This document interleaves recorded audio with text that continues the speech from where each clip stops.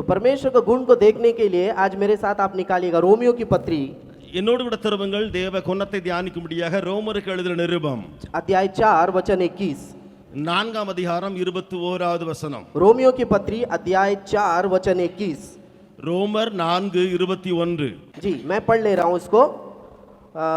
और निश्चय जाना कि जिस बात की उसने प्रतिज्ञा की है वह उसे पूरा करने में भी सामर्थ है।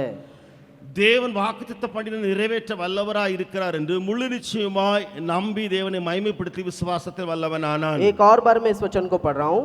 இன்னொரு முறை இந்த வசனத்தை நான் और வாசிக்கிறேன்। निश्चय जाना कि जिस बात की उसने प्रतिज्ञा की है वह उसे पूरा करने में भी सामर्थ है। தேவன் வாக்குத்தத்தம் பண்ணின நிறைவேற்ற வல்லவராய் இருக்கிறார் என்று முழு நிச்சயமாய் நம்பி தேவனை மகிமைப்படுத்தி விசுவாசத்தில் வல்லவனானான்। हम सब जानते हैं कि रोमियो की पत्री पौलुस के द्वारा लिखा गया है। நாம் அறிந்திருக்கிறபடி ரோமர்கள் நிருபம் பவுலினால் எழுதப்பட்டது। इस पत्री को लिखते हुए उस रोमियो के लोगों के लिए कई बातों को लिखता है। ரோமருக்கு அவன் எழுதும் பொழுது अनेक விஷயங்களை ரோமருக்காக எழுதுகிறான்। कई लोग कहते हैं कि ये बिल्कुल रोमियो की कलीसिया के लिए नहीं लिखा गया है, कलीसिया के लोगों के विश्वासियों के लिए नहीं लिखा गया है, मतलब सबके लिए मिला जुला करके लिखे हैं बोल करके कहते हैं। अनेகர் சொல்கிறார்கள் அவருடைய விசுவாசத்தின்படி இந்த பவுல் என்பவன் ரோமருக்கு அல்லது ரோம சபைக்கு மட்டும் எழுதாமல் பொதுவாக பிற अनेक ஜனங்களை மனதில் வைத்து எழுதியிருக்கிறான் என்று சொல்லி जो रोमियो में है छोटा झुंड बड़ा झुंड कलीसिया घरेलू कलीसिया सबको मिला करके संबोधित किया करके कहते हैं। சொல்லுவார்கள் இந்த ரோம சாம்ராஜ்யத்தில் ரோம அரசருக்கு கீழே சின்ன சபைகள் பெரிய சபைகள் குழுக்கள் என்று சொல்லி பரம்பி இருந்த எல்லாருக்கும் பொதுவாக எழுதியிருக்கிறான் என்று और சொல்லி इसमें कोई दो राय नहीं है कि पौलुस की पत्रियों में रोमियो की पत्री एक बहुत जबरदस्त पत्री है। அந்த செய்ய வேண்டிய சொல்ல வேண்டிய அவசியம் இல்லை என்று சொன்னால் இந்த ரோமர்கள் நிருபம் இருக்கிறதே பவுலுடைய நிருபங்களிலே ஒரு வலுவான தெளிவான நிருபமாக இருக்கிறது। बहुत सारी गहरी बातों को गूढ़ बातों को यहाँ पर प्रेरित पौलुस जो है प्रकट करता है अपने पाठकों के लिए। अनेक ரகசியமான அல்லது தன்னுடைய ஆழமான காரியங்களை பவுல் என்பவன் இந்த விஷயத்தில் எழுதி வைக்கிறான்। कई बातों को पहला अध्याय से वो लिख करके यहाँ पर बता रहा है। இங்கே முதலாவது அதிகாரத்திலிருந்து பல காரியங்களை எழுதிவிட்ட பின்பு இங்கே வந்து அவன் இப்படி சொல்லுகிறான்। लेकिन जब चौथा अध्याय में आता है तब वह विश्वास धार्मिकता और प्रतिज्ञा के विषय में लिखता है बताता है। இங்கே 4வது அதிகாரத்தில் பார்த்தோம் என்று சொன்னால் அவன் அந்த விசுவாசத்தை குறித்து வாக்குத்தத்தத்தை குறித்து அவன் மிகவும் தெளிவாக எழுதி வருகிறதை பார்க்க முடியும்। अपने पाठकों के लिए वहाँ पर विश्वास धार्मिकता और प्रतिज्ञा के विषय में बता रहा है। அவன் வாக்குத்தத்தம் பண்ணின நிறைவேற்றுவார் என்று சொல்லி தேவனாய கர்த்தரை குறித்ததான அந்த வாக்குத்தத்தத்தை குறித்து அவன் எழுதுகிறான்।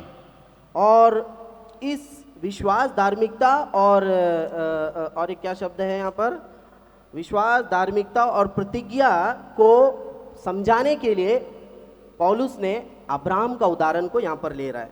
இந்த விசுவாசம் அல்லது நீதி இந்த காரியத்தை விளங்க செய்வதற்காக அந்த பவுல் என்பவன் ஆபிரகாமின் வாழ்க்கையிலிருந்து ஆபிரகாமை உதாரணத்துக்கு எடுத்து பேசுகிறான்। मैंने कहा विश्वास धार्मिकता और प्रतिज्ञा के विषय में समझाने के लिए अब्राहम का उदाहरण को ले रहा है।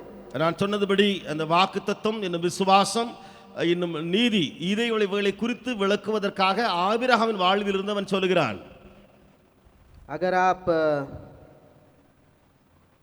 इस 21 वचन को ध्यान से पढ़ेंगे तो 21வது வசனத்தை நீங்கள் அதிக கவனத்தோடு வாசித்து பார்த்தால் ये पौलुस जो है अब्राहम के अंदर पाए जाने वाला परमेश्वर के प्रति एक गुण को यहाँ पर उल्लेख कर रहा है। இங்கே ஆபிரகாமிலே காணப்படுகிற தேவனுடைய குணத்தை குறித்ததான ஒரு காரியத்தை பவுல் இங்கே வெளிக்கொண்டு வருகிறான்। इसे ही जो है 4 अध्याय 21 वचन में हम देख सकते हैं। இதைத்தான் நாம் 4ஆம் அதிகாரம் 21ஆம் வசனத்திலே பார்க்க முடியும்। अब्राहम के अंदर एक बात पाई जा रही थी, परमेश्वर के विषय में एक विशेष गुण को वो समझ के रखा था। उस बात को प्रेरित पौलुस यहाँ पर व्याख्या कर रहा है। ஆபிரகாமுக்குள்ளே ஒரு விசேஷித்த காரியம் தேவனுக்கு அடுத்ததான ஒரு விசேஷித்தமான காரியம் காணப்பட்டது। அதை அப்போஸ்தலன் பவுல் இங்கே வெளிக்கொண்டு வந்து சொல்லுகிறான்। उसी वचन को मैंने आप लोगों को पढ़ाया था। அந்த வசனத்தை உங்களுக்கு முன்பதாக நான் வாசித்தேன்। क्या लिखा है? என்ன இருக்கிறது? और निश्चय जाना कि जिस बात की उसने प्रतिज्ञा की है वह उसे पूरा करने में भी सामर्थ है। வாக்குத்தத்தம் பண்ணினதை நிறைவேற்ற வல்லவராய் இருக்கிறார் என்று முழு நிச்சயமாய் நம்பி अब्राहम की घटनाओं को हम सब कोई जानते हैं। ஆபிரகாமின் காரியங்களை சம்பவங்களை நாம் நன்றாய் அறிந்திருக்கிறோம்। अगर आप पढ़ेंगे तो लगभग उत्पत्ति 12 अध्याय से परमेश्वर अब्राहम के साथ बर्ताव करता हुआ हम देख सकते हैं। ஒருவேளை வாசிக்க வேண்டும் என்று சொன்னால் ஆதியாகமம் 12வது அதிகாரத்திலிருந்து ஆபிரகாமோடு தேவன் இடைப்பட்டு வருகிறதை நாம் பார்க்க முடியும். वहाँ आ जाएंगे, उस स्थान पर आ जाएंगे, அந்த उत्पत्ति இடத்துல अध्याय 12। அந்த இடத்துக்கு வந்து பார்க்கலாம். हाँ, वहाँ पर देखिएगा, सबसे पहला परमेश्वर यहाँ पर उसको ना दर्शन दे करके उनको अपना जगह को, घर बार को सब छोड़ करके निकल जाओ, मैं जहाँ बताता हूँ वहाँ चले जाओ, ये सारा बातों को वहाँ पर बता रहा है परमेश्वर। தேவனாகிய கர்த்தர் ஆபிரகாமுக்கு தரிசனமாகி உன்னுடைய வீட்டை விடு, என்னத்தை விடு என்று சொல்லி நான் சொல்ல போகிற அந்த இடத்துக்கு போ என்று சொல்லி அவனை போகும்படியாய் அழைக்கிற காரியம் அங்கே இருக்கிறது. ऐसे ही नहीं भेज रहा है, அப்படியே சொல்லிவிட்டு அனுப்பிவிடவில்லை. एक बहुत बड़े वायदा को दे करके वहाँ उनको वहाँ से भेज रहा है, निकलने के लिए कह रहा है। ஒரு பெரிய வாக்குத்தத்தத்தை ஆபிரகாமுக்கு சொல்லிவிட்டு ஆபிரகாமை அந்த இடத்திலிருந்து ஆண்டவர் புறப்பட பண்ணுகிறார். हाँ, 12 का 2 में लिखा हुआ, और मैं तुझसे एक बड़ी जाति बनाऊंगा। 12ஆம் அதிகாரம் 2ஆம் வசனத்தில் பார்க்கிறோம், உன்னை நான் பெரிய ஜாதியாக்குவேன், तेरा नाम महान करूंगा, உன்னுடைய பெயரை பெருமைப்படுத்துவேன், तू आशीष का मूल होगा। நீ ஆசீர்வாதமாய் இருப்பாய். कई सारे वायदाओं को दे करके परमेश्वर वहां से उसको विदा कर रहा है, அநேக வாக்குத்தத்தங்களை சொல்லின பின்பு தேவனாகிய கர்த்தர் ஆபிரகாமை அங்கே அனுப்புகிறார். निकल रहा है अब्राहम। ஆபிரகாம் புறப்பட்டு போகிறான். कई साल गुजर रहा है, அநேக ஆண்டுகள் கடந்த பின்பு वायदा दिया हुआ है परमेश्वर, தேவன் வாக்கு பண்ணிவிட்டார். उसको ध्यान में रखा है अब्राहम, ஆபிரகாம் அதை மனதில் வைத்திருக்கிறான். अपने कामों को कर रहा है। தன்னுடைய கிரியைகளை செய்து கொண்டு 13 போகிறார். अध्याय 15 और 16 वचन में फिर से एक बार परमेश्वर आकर के उससे वायदा को फिर से स्मरण दिला रहा है, कह रहा है। 13ஆம் அதிகாரம் 15 16 வசனங்களிலே திரும்ப ஒரு முறை தேவனாகிய கர்த்தர் வந்து सब पढ़ने அந்த வாக்குத்தத்தத்தை நிறைவேற்ற வருவேன் என்று சொல்லி நினைப்பூட்டுகிறார். हाँ, सब पढ़ने का जरूरत नहीं, आप लोग घटनाओं को जान रहे हैं। நீங்கள் சம்பவங்களை அறிந்திருக்கிறதுனால எல்லாவற்றையும் வாசிக்க வேண்டும் என்ற அவசியம் கிடையாது. यहाँ फिर से वही बातों को, वो वायदा को ना, मैं तुम्हारे वंश को बढ़ाऊंगा, फैला दूंगा, ये सारे बातों को कह रहा है, आप लोग पढ़ लीजिएगा। உன் சந்ததியை பெருக பண்ணுவேன், உன்னுடைய வம்சத்தை பெருக பண்ணுவேன், அங்கே பூமியின் தூளை போல இந்த காரியங்கள் எல்லாம் அங்கே சொல்லி இருக்கிறது நீங்கள் வாசித்துக் கொள்ளுங்கள். कई सारे वायदाओं को देकर उसमें जो सही बात है, जो असल बात है, वो तुम्हारा संतान को बढ़ाऊंगा, संतान वंश को ऐसा करके बता रहा है। அதிலே உன்னுடைய வம்சம், உன்னுடைய சந்ததியை பெருக பண்ணுவேன், வம்சம் சந்ததி என்று சொல்லி திரும்ப திரும்ப வார்த்தை வருகிறது. 15 का 5 में आ रहे हैं, 15 अध्याय 5 वचन। 15வது அதிகாரம் 5ஆம் வசனம் पढ़िएगा, अभी एक बाई पढ़िएगा जी, வாசிக்கலாம். 15:5 வாசிக்கலாம். ठीक, मैं इसको फिर से पढ़ रहा हूँ आपके लिए। 5 वचन को நான் இந்த வசனத்தை 15:5 திரும்ப உங்களுக்காக நான் வாசிக்கிறேன். और उसने उसको बाहर ले जाके कहा, அவர் आकाश அவனை की வெளியே ओर- அழைத்துக் கொண்டு சொன்னார். मैं पहले पढ़ लेता हूँ, फिर बाबू सर पढ़ेंगे तमिल में। और उसने उसको बाहर ले जाके कहा, आकाश की ओर दृष्टि करके तारागण को गिन, क्या तू उनको गिन सकता है? फिर उसने उससे कहा, तेरा वंश ऐसा ही होगा। அவர் அவனை வெளியே அழைத்து, நீ வானத்தை அண்ணாந்து பார், நட்சத்திரங்களை எண்ண உன்னால் கூடுமோ, ஆனால் அவைகளை எண்ணு என்று சொல்லி பின்பு அவனை நோக்கி உன் சந்ததி இவ்வண்ணமாய் இருக்கும் என்றார். 17 अध्याय 17ஆம் அதிகாரம் फिर से दर्शन दे करके 1 वचन 2 वचन में देखिएगा तो फिर से वचन बढ़ा करके बोलता है, और तेरे वंश को अत्यंत ही बढ़ाऊंगा। அதிலே 1வது 2வது அதிகாரத்தில் திரும்ப ஆபிரகாமுக்கு தரிசனமாக சொல்கிறார், உன்னுடைய சந்ததியை நான் திரளாய் பெருக பண்ணுவேன் என்று சொல்லி. पहला बार जब वायदा को किया था, முதலாவது முறை வாக்கு பண்ணினார்.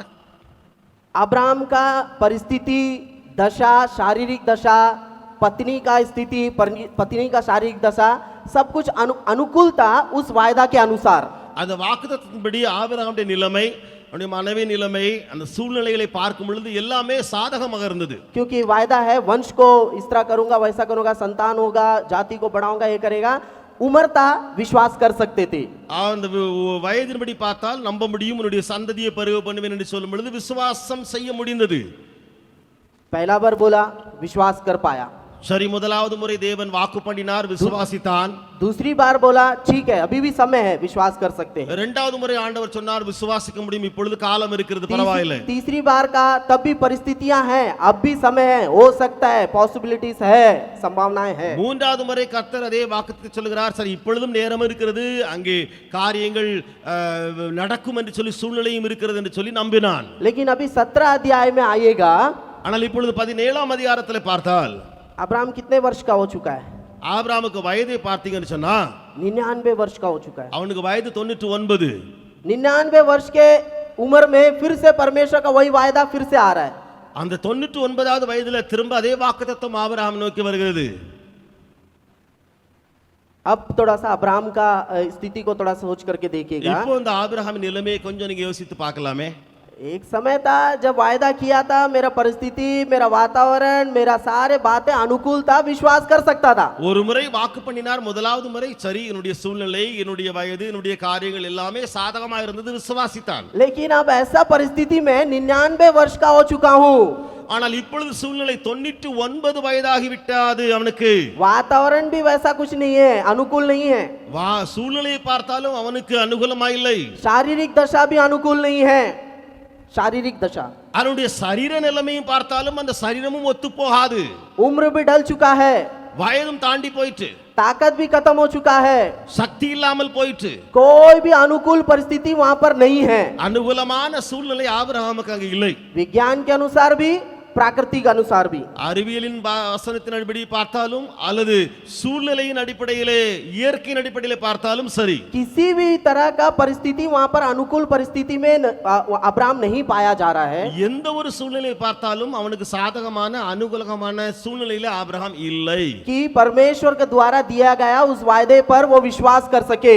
அதாவது தேவனால் கொடுத்த அந்த வாக்குத்தத்தத்தை நம்பக்கூடிய அளவுக்கு அவன் இல்லை. देखिए, जब परिस्थितियां अनुकूल रहेगा, कोई भी कुछ भी वायदा का वचन या कोई संतावना का बातें आती है तो मानने के लिए हमारा हृदय भी तैयार रहता है, हम भी तैयार रहते हैं। சூழ்நிலை சரியா இருக்கும் பொழுது, ஏதாவது ஒரு வசனம் வரும் பொழுது, யாராவது சொன்னா, கர்த்தர் சொல்லும் பொழுது சரி நான் நம்புவதற்கு வாய்ப்புகள் உண்டு. परिस्थितियां सब सही है, हम लोग वायदा आया, प्रतिज्ञा आया, कुछ बातें अनुकूल आया, हम लोग वहां पर तुलना करके देखते हैं, हाँ हो सकता है बोल करके हमारे अंदर में एक आशा, एक निश्चयता रहने का संभावना है। சூழ்நிலை எல்லாம் சரியா இருக்கிறது, இது நடக்கக்கூடிய காரியங்கள் இருக்கிறது, வாக்குத்தத்தம் வருகிறது, வசனம் வருகிறது, சரி இது நடக்கும் என்று சொல்லி நமக்குள்ள ஒரு உணர்வு உண்டாகும். लेकिन दिन जाते जाते, समय गुजरते गुजरते, ஆனா காலம் கடக்க கடக்க, परिस्थितियां बदलते बदलते, சூழ்நிலைகள் மாறி போக போக, शारीरिक दशा बिल्कुल बदलते हुए, சரீர நிலைமையும் முழுவதும் மாறி போக போக, उम्र ढलते हुए, வயதும் தாண்டி போக போக, अब परिस्थितियां बिल्कुल अनुकूल नहीं है। இப்படி சூழ்நிலை முழுவதும் சாதகமாகவே இல்லை. क्या वैसे परिस्थिति में मैं और आप परमेश्वर के द्वारा जो वायदा या प्रतिज्ञा दिया गया है उस पर भरोसा कर पाएंगे क्या? என்ன அந்த சூழ்நிலையிலே தேவன் கொடுத்த வாக்குத்தத்தம் இருக்கிறதே அதிலே நாம் நம்பிக்கை வைக்க முடியுமா? अब्राहम को देखिएगा, ஆபிரகாம பாருங்க, 99 वर्ष की उम्र में फिर से वही वायदा, 99வது வயதுல திரும்ப அதே வாக்குத்தத்தம் வருகிறது. वो यहाँ देखिएगा थोड़ा सा, यहाँ एक मजेदार बात ये हो रहा है कि 99 वर्ष का उम्र में फिर वो वायदा आ रहा है, उसको भी वो माना और परमेश्वर ने वहाँ पर 17 अध्याय में आगे जाएगा तो एक वायदा को दिया, वाचा को जोड़ने के लिए वहाँ पर बताया अब्राहम को ना, तुमको मैं ऐसा ऐसा करूँगा, लेकिन उससे पहले तुम ये करो ना, खतना करो, अपने सारे घराने को ले लो, सबको क्या करो, खतना करो, ये वाचा है तेरे और मेरे बीच में। ஒரு உடன்படிக்கையும் அந்த 17வது அதிகாரத்திலே முதலாவது வசனத்துக்கு பின்பு சொல்லப்பட்டிருக்கிறது. அது என்ன உடன்படிக்கை? நீ இப்படியாக விருத்த சேதனம் பண்ண வேண்டும், இப்படி இருக்க வேண்டும் என்று சொல்லி அந்த வாக்குத்தத்தத்தோடு கூட இணைக்கப்பட்டிருக்கிற உடன்படிக்கை. अब्राहम वहाँ तक बातों को मान रहा है, कर रहा है, करके हम लोग आगे देखेंगे, लेकिन वहाँ तक वो सही ठीक ठाक है। அங்கே வரைக்கும் பார்த்தால் ஆபிரகாம் சரியாத்தான் இருக்கிறான், அது வரைக்கும் அவன் கேட்டுக்கொண்டே இருக்கிறான், அவன் கீழ்ப்படுகிறான். 17 अध्याय 15 वचन और 16 वचन में एक बात हो रहा है, वचन को पढ़िएगा। இப்பொழுது வாசியுங்கள். 17வது அதிகாரம் 15 16 வசனத்துல ஒரு காரியம் நடக்கிறது, அதை கொஞ்சம் வாசித்து பாருங்க. 17 अध्याय 15 और 16 वचन। 17வது அதிகாரம் 15 16 वचन। फिर परमेश्वर ने अब्राहम से कहा, जी, तेरी जो पत्नी सारे है उसको तू अब सारे न कहना, उसका नाम सारा होगा, मैं उसको आशीष दूंगा और तुझको उसके द्वारा एक पुत्र दूंगा, और मैं उसको ऐसी आशीष दूंगा कि वह जाति जाति के मूल माता हो जाएगी और उसके वंश में राज्य राज्य के राजा उत्पन्न होंगे। 17 भी। तब अब्राहम मुंह के बल गिर पड़ा और हंसा और मन ही मन कहने लगा, क्या 100 वर्ष के पुरुष के भी संतान होगी, और क्या सारा जो 90 वर्ष की है पुत्र जनेगी? பின்னும் தேவன் ஆபிரகாமை நோக்கி, உன் மனைவி சாராயை இனி சாரா என்று அழையாதிருப்பாயாக, சாராள் என்பது அவளுக்கு பேராயிருக்கும், நான் அவளை ஆசீர்வதித்து அவளாலே உனக்கு ஒரு குமாரனையும் தருவேன், அவள் ஜாதிகளுக்கு தாயாகவும் அவளாலே ஜாதிகளின் ராஜாக்கள் உண்டாகவும் அவளை ஆசீர்வதிப்பேன் என்றார். 17ஆம் வசனம் வாசிக்கிறேன். அப்பொழுது ஆபிரகாம் மூங்குப்புற விழுந்து நகைத்து 100 வயதானவனுக்கு பிள்ளை பிறக்குமோ 90 வயதான சாராள் பிள்ளை பெறுவாளோ என்று தன் இருதயத்தில் சொல்லிக்கொண்டு देखिएगा जब तक ना अब्राम को वायदा मिल रहा था, परमेश्वर बोल रहा था, तब तक वो सुन रहा था। अचानक से यहाँ पर सारे के बात को लेकर आया, बोल दिया सारे को, अभी सारे नहीं बोलना है, क्या बोलना है, सारा बोलना है, क्योंकि जाति का मूल माता होगी। अब्राम को थोड़ा हंसी आ गया। இங்கே பாருங்கள், இதுவரைக்கும் ஆபிரகாமோடு கூட பேசின ஆண்டவர் அவன் நம்பிக்கொண்டு அவன் அறிதலை உறுதியா இருந்து கொண்டு வந்தான். ஆனால் அங்கே சாராள் என்று சொல்லி அந்த பெயர் எடுக்கும் பொழுது அந்த மனைவியுடைய நிலைமையை பார்த்து அவன் என்ன செய்கிறான், அங்கே நகைத்து விடுகிறான். क्योंकि देखिएगा अब्राम को तो लगा था ठीक है, वायदा किया है, उससे पहले एक पुत्र आ गया था शायद ना, ये इस्माइल आ गया था, तो सोचा होगा ठीक है चलो शायद इसी से वंश बढ़ेगा लग रहा है. ஏன்னா அவன் நினைத்திருப்பான் அதற்குள்ளே இஸ்மாவேல் வந்து பிறந்து விட்டான். அவன் நினைத்திருப்பான் இஸ்மாவேல் மூலமாக தன்னுடைய வம்சவழி அல்லது தன்னுடைய சந்ததி பெருகி போகும் என்று சொல்லி. वायदा किया है, आ गया, शायद इसी से सारे का नहीं हुआ तो क्या हुआ, मेरा खून तो उसके अंदर है ना, इससे बढ़ेगा शायद. வாக்குத்தத்தம் பண்ணி இருக்கிறவன் வந்து விட்டானே, இப்பொழுது சாராய் அதில் எனக்கு என்ன காரியம் உண்டு என்று சொல்லி இதிலேயே நான் சந்ததியை பெருக பண்ணுவேன் என்று நினைத்திருப்பான். लेकिन जैसे ही परमेश्वर बोल रहा है कि सारे के साथ क्या होगा, अब्राम को थोड़ा सा हंसी आ गया. ஆனால் இப்பொழுது சாராளோடு என்ன நடக்க போகுது என்பதை அவள் கேட்டவுடனே ஆபிரகாம் நகைக்க ஆரம்பித்தான். अरे भैया 99 साल या 100 साल का 90 साल का बूढ़ी इससे होगा.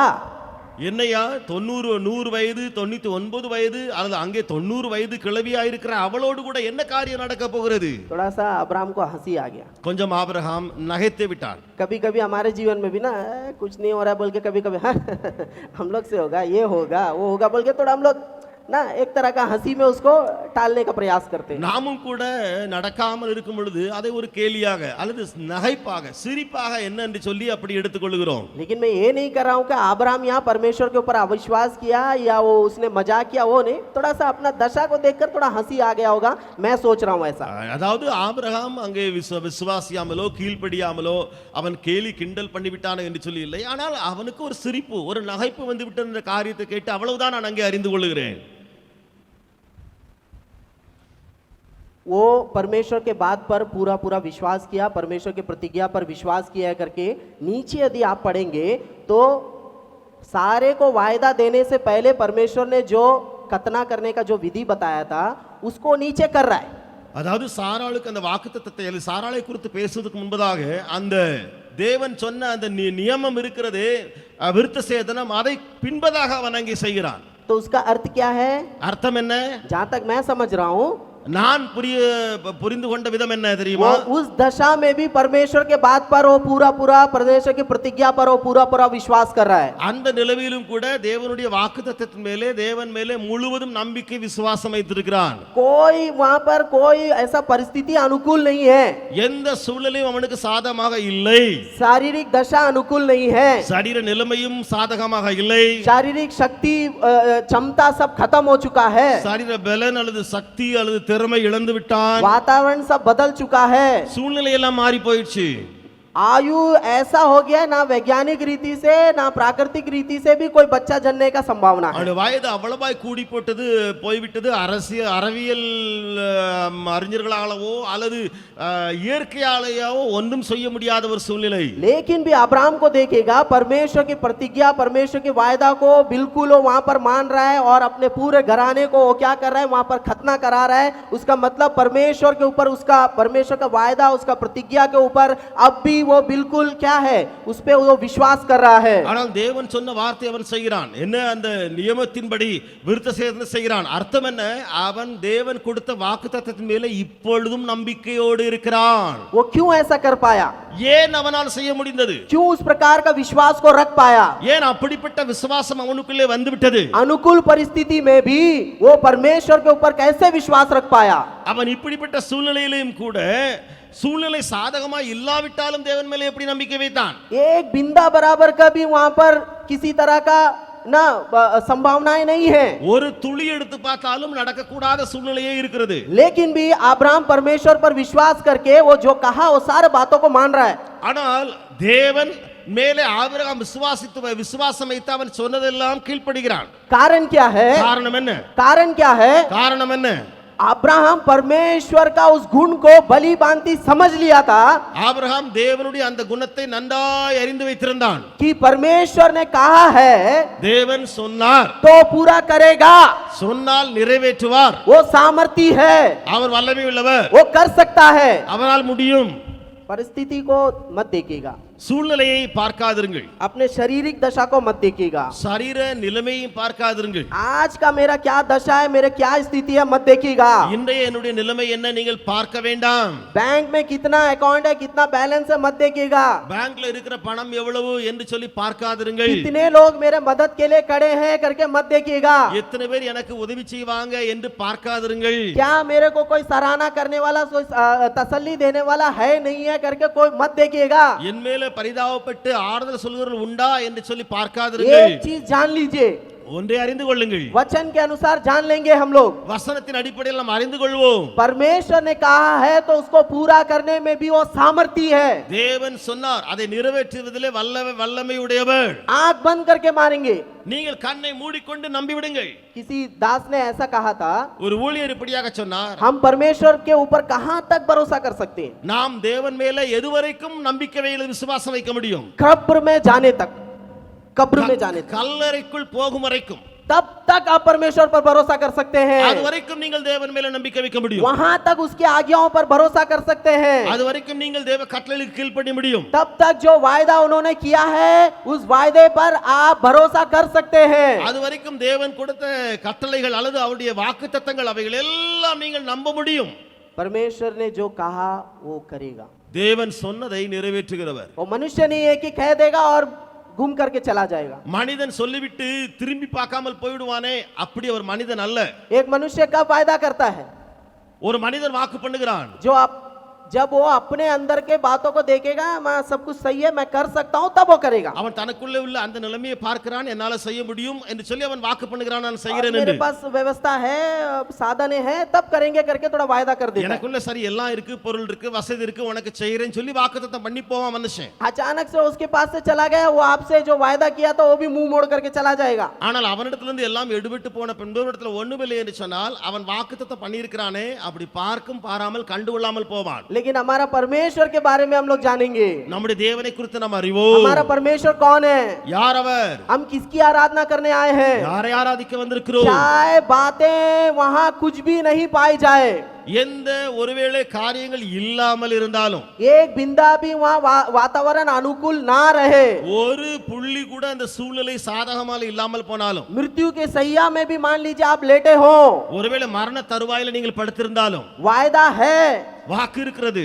व्यक्तिगत वायदा मिला होगा, தனிப்பட்ட விதத்தில் வாக்குத்தத்தம் பெற்றவர்கள் நீங்கள். परिवार के लिए कुछ वायदों को दिया होगा, प्रतिज्ञा को परमेश्वर ने किया होगा, தேவன் உங்களுக்கு வாக்குத்தத்தத்தை என்றோ ஒரு நாள் கொடுத்திருக்கலாம். बच्चों के जीवन के लिए कुछ, उनका भविष्य के लिए कुछ वायदों को, प्रतिज्ञाओं को दिए होंगे, பிள்ளைகளுடைய வாழ்க்கையில தேவன் சில வாக்குத்தத்தங்களை கொடுத்திருக்கலாம். आपके सेवकाई के विषय में परमेश्वर ने कुछ वायदों को, प्रतिज्ञाओं को दिए होंगे, உங்களுடைய ஊழியத்திலே பார்த்தாலும் தேவன் சில வாக்குத்தத்தங்களை கொடுத்திருக்கலாம். कई साल गुजर चुका है, ஆண்டுகள் கடந்து போயின, அநேகம் दिन गुजर चुके हैं, நாட்களும் கடந்து போயிற்று, परिस्थितियां बदल रही है, சூழ்நிலைகள் மாறி போகிறது. वो वाला ताकत, वो वाला कुवत, वो वाला आशीष, वो वाला जो महिमा मेरे ऊपर था आज नहीं है। அன்றைக்கு உள்ள அதே சூழ்நிலை, அதே மகிமை, அதே காரியம் இன்றைக்கு உங்களிடத்துல இல்லை. आज मेरी दशा परमेश्वर की प्रतिज्ञा पर विश्वास करने लायक है ही नहीं। இன்றைக்கு என்னுடைய நிலைமை தேவனை நம்பக்கூடிய சூழ்நிலை இல்லை. आयु हो चुका है, उम्र हो चुका है, ताकत खत्म हो गया, हाँ परिस्थितियां नहीं है, सहायता के लिए कोई नहीं है, कैसे होगा? வயசாகி போயிடுச்சு, இப்பொழுது சூழ்நிலையும் சரியாக இல்ல, எனக்கு உதவி செய்கிறவங்களும் பக்கத்துல யாருமே கிடையாது என்று சொல்லி இருக்கிற சூழ்நிலை. मैं आपसे कहना चाहता हूँ, உங்களுக்கு சொல்ல விரும்புகிறேன், आपकी दशा, உங்களுடைய சூழ்நிலை, आपकी शारीरिक दशा, உங்களுடைய சரீர நிலைமை, आपकी शरीर की ताकत, உங்களுடைய சரீரத்தின் பலன், आपका पदवी, உங்களுடைய பதவி, आपके चाहने वाले, உங்களை அறிந்திருக்கிறவர்கள், आपका वातावरण, உங்களுடைய சூழ்நிலை, ये सारी बातें परमेश्वर की प्रतिज्ञा को पूरा होने देने के लिए कोई रुकावट नहीं है। இந்த எல்லா இல்லாத சூழ்நிலைகளும் தேவ வாக்குத்தத்தம் நிறைவேற தடைகள் அல்ல. आप कमजोर हैं तो परमेश्वर आपका कमजोरी में परमेश्वर का प्रतिज्ञा पूरा नहीं होगा करके ना, ऐसा नहीं हो सकता। நீங்கள் பலவீனரா இருக்கிறீங்க, கஷ்டப்படுறீங்க, உங்க பலவீனத்துல வாக்குத்தத்தம் நிறைவேறாது என்று சொல்லி ஒண்ணுமே இல்லை. आपका पारिवारिक दशा आज ऐसा है कि वो प्रतिज्ञा को आप क्या सोच रहे होंगे, वो प्रतिज्ञा तो अभी ऐसी दशा में पूरा ही नहीं होगा। நீங்களுடைய முன்ன அந்த கேள்விப்பட்ட சூழ்நிலை இருக்கிறதே, அப்பொழுது சூழ்நிலை இப்பொழுது இல்ல. இப்போ இந்த வாக்குத்தத்தம் சொன்னது என்னவாகும் என்பது கிடையாது. परमेश्वर का प्रतिज्ञा पूरा होने के लिए मेरी दशा कोई रुकावट नहीं है। தேவனுடைய வாக்குத்தத்தம் நிறைவேற என்னுடைய நிலைமை எந்த தடையும் அல்ல. परमेश्वर का वायदा पूरा होने के लिए मेरा ताकत कोई रुकावट नहीं है। தேவனுடைய வாக்குத்தத்தம் நிறைவேற என்னுடைய பலன் ஒரு பலவீனம் ஒரு தடை அல்ல. हमारी आज की दशा कैसे भी क्यों ना हो, परमेश्वर अपने वायदे को पूरा करेगा। என்னுடைய அல்லது நம்முடைய சூழ்நிலை இன்றைக்கு எப்படி இருந்தாலும் தேவன் சொன்னதை நிறைவேற்றுவார். क्योंकि परमेश्वर जो कहता है उसे पूरा करने में वो सामर्थी है। ஏனென்றால் தேவன் சொன்னாரே, அவர் சொன்னதை நிறைவேற்றுவதிலே உண்மையுள்ளவராய் இருக்கிறார். क्या आज हम उस बात पर विश्वास कर पा रहे हैं? நீங்கள் அதிலே இப்பொழுது நம்பிக்கை வைக்க முடிகிறதா? अब्राहम को देखिए, ஆபிரகாமை பாருங்கள். 99 वर्ष के उम्र में फिर से वही वायदा आ रहा है, 99 வயதாகிற பொழுது திரும்ப அதே வாக்குத்தத்தம் கடந்து வருகிறது. तब पर भी वो मान रहा है, அப்படி இருந்தும் அவன் அதை அப்படியே ஏற்றுக்கொள்ளுகிறான். क्योंकि उसको पता है ஏனென்றால் அவனுக்கு நன்றாய் தெரியும், मेरा परमेश्वर ने कहा है वो करेगा। என்னுடைய தேவன் சொல்லியிருக்கிறார் அல்லவா, அவர் செய்வார். मेरा परमेश्वर कह दिया तो करेगा। என்னுடைய தேவன் சொல்லிவிட்டார் என்றால் செய்வார். आज आपकी दशा क्या है मैं नहीं जानता हूँ, எனக்கு தெரியாது இன்றைக்கு உங்களுடைய நிலைமை என்ன என்று சொல்லி. क्योंकि हम सब जानते हैं परमेश्वर का वायदा के बगैर हम लोग कभी आगे बढ़ते नहीं है। ஏன்னா நம்ம எல்லாரும் அறிந்திருக்கிறோம், தேவ வாக்குத்தத்தம் இல்லாமல் அல்லது கிடைக்காமல் முன்னேறுவது ரொம்ப கடினம். हम सबों के जीवन में परमेश्वर ने कुछ ना कुछ प्रतिज्ञाओं को वायदा को दिया है। நம்முடைய வாழ்க்கையில எல்லாருடைய வாழ்க்கையில ஏதோ ஒரு வாக்குத்தத்தத்தை தேவன் கொடுத்தே வைத்திருக்கிறார். हो सकता है हम उस वायदे को, उस प्रतिज्ञा को रखकर कई सालों से प्रार्थना करते होंगे। ஒருவேளை இருக்கலாம் அந்த வாக்குத்தத்தத்தை வைத்து अनेक ஆண்டுகளாக ஜெபித்து வந்திருக்கலாம். हो सकता है समय गुजरते गुजरते गुजरते गुजरते अभी आपका वो विश्वास नहीं रहा जो पहले था। ஆனால் இப்பொழுது முதலாவது நீங்கள் வைத்த அந்த விசுவாச நம்பிக்கை இருக்கிறதே, காலம் செல்ல வருடம் செல்ல செல்ல அந்த விசுவாச நம்பிக்கை இல்லாமல் இருக்கலாம். क्योंकि जब वायदा आया था परिस्थितियां अनुकूल थी, मान सकते थे। ஏனென்றால் வாக்கு வந்த பொழுது உங்களுடைய சூழ்நிலை காரியங்கள் எல்லாம் அனுகூலமா இருந்ததுனாலே நீங்க நம்பினீர்கள். लेकिन आज परिस्थिति तो ऐसा नहीं है, ஆனா இன்னைக்கு சூழ்நிலை அப்படி அல்லவே. मेरा शारीरिक दशा तो ऐसा नहीं है, என்னுடைய சரீர நிலைமையும் அப்படி அல்லவே. मेरा अंदर का ताकत तो नहीं है, என்னுடைய உள்ளேயே பலன் இல்லாமல் இருக்கிறேனே. वातावरण बिल्कुल बदल चुका है, சூழ்நிலை எல்லாம் முற்றிலும் மாறிட்டு, माहौल बदल चुका है, எல்லா சூழ்நிலையும் மாறி போயிடுச்சு, लोग बदल चुके हैं। ஜனங்களே மாறிட்டாங்க. परमेश्वर का वचन पर हम विश्वास करेंगे। தேவன் மேலே நீங்கள் அவிசுவாசம் கொள்ளாதிருங்கள். परमेश्वर के वचन के ऊपर हम विश्वास करेंगे। தேவன் மேலே, தேவன் வசனத்தின் மேலே, வாக்குத்தத்தத்தின் மேலே விசுவாசம் வைப்போம். आज परमेश्वर हमसे और आपसे, मुझसे और आपसे कह रहा है, இன்றைக்கு தேவன் என்னிடத்தில் உங்களிடத்தில் சொல்லுகிறார், अपनी दशा को मत देखो, உங்க நிலைமையை பார்க்காத, अपना परिस्थिति को मत देखो, உன்னுடைய சூழ்நிலையை பார்க்காத, लोगों के मुंह को मत देखो, ஜனங்களுடைய வாயிலிருந்து வரணும் अपनी எதிர்பார்க்காத, ताकत को मत देखो, உன்னுடைய சொந்த பலத்தை பார்க்காத, मेरे प्रतिज्ञा पर विश्वास करो। என்னுடைய வாக்குத்தத்தத்தின் மேலே நம்பிக்கையா இரு. मैंने कहा है நான் சொல்லி இருக்கிறேன், मैं पूरा करूंगा, நானே நிறைவேற்றுவேன். क्योंकि हमारा परमेश्वर सामर्थी है। ஏனென்றால் நம்முடைய தேவன் வல்லமையுடையவர், हमारा परमेश्वर सामर्थी है, நம்முடைய தேவன் நிறைவேற்ற வல்லவர். अरे वो कहा है वो पूरा कर देगा। அவர் சொன்னார், அவர் முழுவதும் நிறைவேற்றுவார். अभी मैं कह रहा हूँ करेगा नहीं कह रहा हूँ, मैं बोला कर देगा। இப்பொழுது நான் சொல்கிறேன், நான் அவர் செய்வார் என்று சொல்லுகிறேன். और मैं कह रहा हूँ अभी हो गया। இப்பொழுது நான் சொல்லுகிறேன், அது செய்தாயிற்று. कितने लोग विश्वास करते हैं? எத்தனை பேர் விசுவாசிக்கிறீர்கள்? ताली बजाकर परमेश्वर की महिमा கரங்களை करेंगे। தட்டி ஆண்டவருக்கு மகிமை செலுத்துவோமா? ताली बजाकर परमेश्वर की महिमा करेंगे। आइए हम सब ऐसे ही खड़े हो जाएंगे अपने எல்லாரும் எழும்பி நிற்கலாமா? எழும்பி நிற்கலாமா? एक समय है हम लोग अपना परमेश्वर को थोड़ा सा समझ करके उसकी आराधना करेंगे। அதாவது நாம் இப்பொழுது ஒரு நேரத்துக்குள்ள வந்திருக்கிறோம், தேவனை முழுவதும் அறிந்து புரிந்து அவரை ஆராதிக்க. आंखों को बंद कर लेंगे। கண்களை மூடுவோமா?